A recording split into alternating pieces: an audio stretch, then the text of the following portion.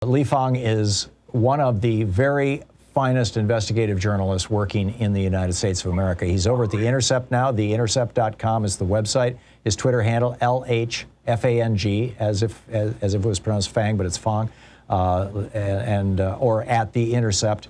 Fang, welcome back to the program. Lee, tell us about this leaked audio with Joe Manchin and No Labels. First off, what is No Labels? Tom, thank you so much for having me. It's good to be on the show again. We published this audio that we obtained exclusively last week, and it's a Zoom call. It lasted about an hour, and it was hosted by No Labels. This is an organization that was launched about 10 years ago by Namesake Jacobson, very powerful political player in Washington. And the group has very laudable goals on paper. You know, it's against partisanship and polarization. It tries to bring both parties together for, more working across the aisle. But what critics kind of allege and have alleged over the years is that if you look at the donors to this group, it's overwhelmingly wealthy hedge fund managers, some of the biggest hedge fund managers in the country, the biggest private equity fund managers in the country. And the type of bipartisanship that they seek is the consensus around preserving tax cuts or, preferential tax treatment to these types of leading lights of Wall Street, of the finance industry. And they have funneled tons of money into elections to moderate Republicans and conservative Democrats, and prevented through aggressive advocacy on Capitol Hill any effort to claw back the filibuster, any effort to pass progressive economic legislation. So this group sponsors this call, and Joe Manchin shows up. Tell us what happened. Well, all eyes in Washington are on Joe Manchin. He kind of has the keys to the rest of the progressive legislative landscape because, it's a very closely divided Senate, and he is seen as the deciding force both on whether the filibuster should be reformed and how infrastructure, that bill will be passed. Will it be passed through reconciliation with only Democratic votes, 50 votes, or will it be a bipartisan bill, and therefore clawing back some of the biggest provisions of that proposal, taking away some of the tax hikes on private equity, on hedge funds, and of course, with the filibuster comes the rest of the Democratic agenda, whether that's voting rights, civil rights, other reforms that have been proposed. And Manchin has not really said much publicly about where he stands. What's interesting about this hour-long call with donors is that he provides more clarity on his thinking, more specificity on where he stands on these issues than he's ever given before in the public. So, he's giving in the public, he's been vague. He hasn't really described where he stands on all of these issues. But in private, he's going provision by provision, explaining where he stands, telling them that he will give the exclusive on his particular objections, and he will provide it to these donors. So what specifically? So here's Joe Manchin talking to billionaire donors and hedge fund guys and whatnot. And what is it? What's the essence of what he said? We're talking with Fang, a reporter for The Intercept. What's the essence of what he said, Lee? Well, here's one example. H.R. 1, the For the People Act, that's the kind of omnibus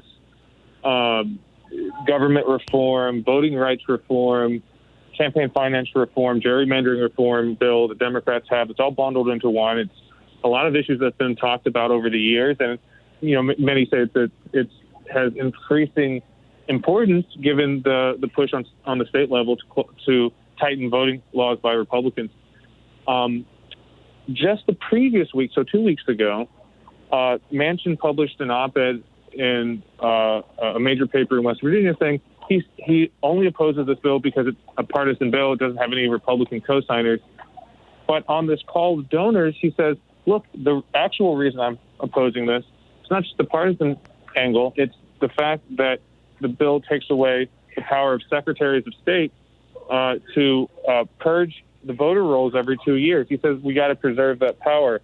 He also says that same-day registration, which many states have now enacted, is problematic because he says that just increases the chance for undocumented people, illegal voters, to vote in elections. And look, there are parts of his state that don't have internet access. If they don't have internet access, how do they verify the names of people who come to vote?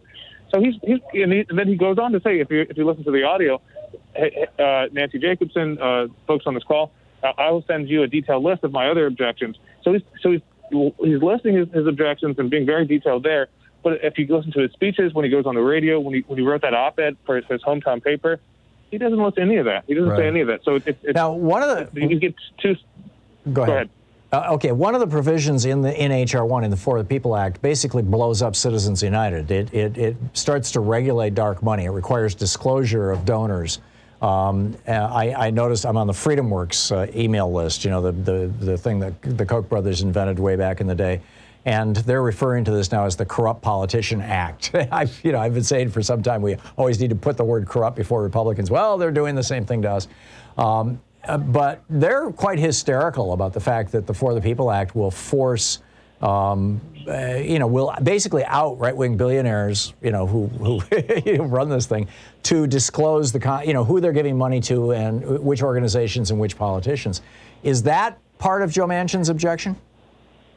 Okay, here's the weird part of the call. He says that he actually likes the dark money provisions. He wants more transparency, but he says, why aren't we doing that? But that's actually in the bill. And then he says, what we need to be doing is make sure that we're applying these transparency standards in terms of dark money, not just to businesses, but to unions and to other wealthy individuals. But again, that's in the bill. So why he's making this as objection, saying, we need to focus on this, but it's already in the bill. It's not really Is it possible clear. he's just uninformed? I can't say. I don't know. I mean, he's a very savvy politician. He knows that dark money provisions are actually some of the most popular among voters. People hate these dark money ads, these, for the mothers and babies that, groups that come in and dump tons of money into elections. Everyone hates them. Yeah, and nobody knows where the money's coming from, and they've always got weird names, and, So last question, we're talking with Lee Fang, investigative journalist with The Intercept, theintercept.com, LHFANG on Twitter.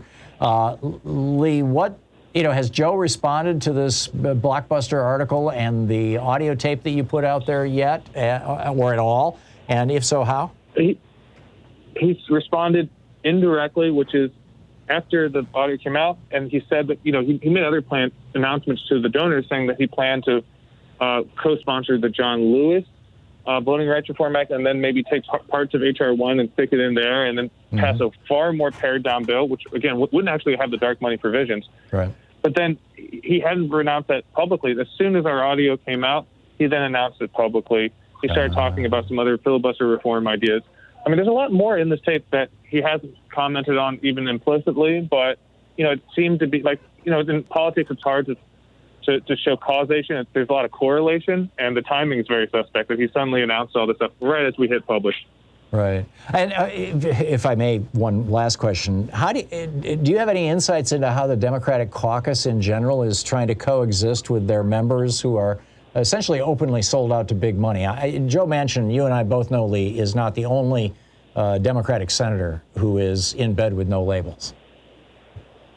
No, that's right. There are a lot of others. Kristen Sinema in Arizona is another leading kind of no-labels candidate, politician.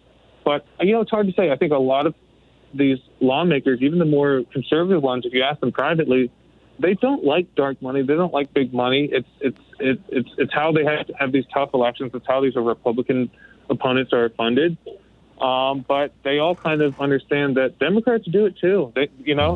Both parties do this to an extreme degree. It's kind of part of the game. So, and they're scared of kind of unilateral disarmament. They're afraid that they won't have the tools for re-election. I think a lot of Democrats are privately, if you kind of get them away from the cameras and talk to them on background, they're very conflicted. Yeah, I can imagine. It's a tough time, but if nothing else, Bernie Sanders. I mean, he did a lot too, but Bernie Sanders with his primaries, and for that matter, Barack Obama, proved that you can raise enough money from the grassroots now to launch a serious campaign. So you would think that they'd be ready. That's a good point. Yeah, Lee Fang, theintercept.com. You can tweet him at LHFANG. Lee, thanks so much for dropping by today. It's always great talking with you.